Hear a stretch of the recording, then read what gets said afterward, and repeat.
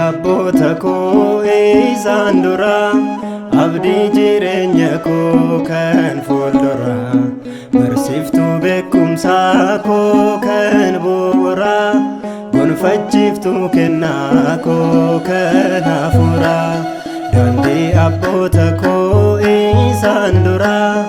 abdii jireenya koo kan fuuldura barsiiftuu beekumsaa koo kan bu'uura gonfachiiftuu kennaa koo kan hafuura.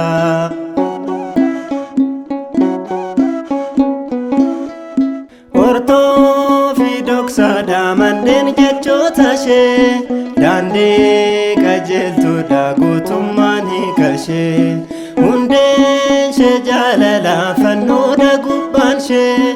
waraabameen dhumuu galaana beekumsi ishee waraabameen dhumuu galaana beekumsi ishee daandii abboota koo isaan dura abdii jireenya koo kan fuuldura barsiiftuu beekumsaa koo kan bu'uura gonfachiiftuu kennaa koo kan hafuura.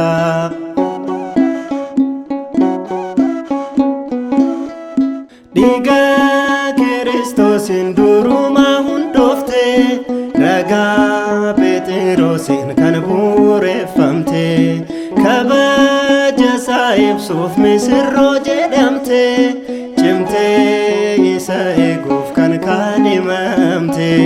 cimtee isa eeguuf kan kaadhimamte daandii abboota koo isaan dura abdii jireenya koo kan fuuldura barsiiftuu beekumsaa koo kan bu'uura gonfachiiftuu kennaa koo kan hafuura.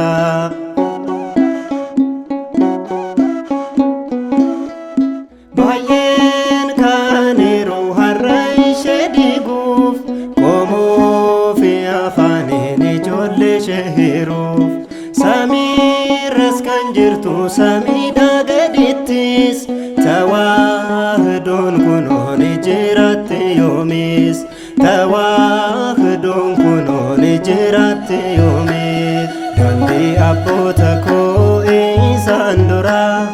abdii jireenya koo kan fuuldura barsiiftuu beekumsaa koo kan bu'uura gonfachiiftuu kennaa koo kan hafuura.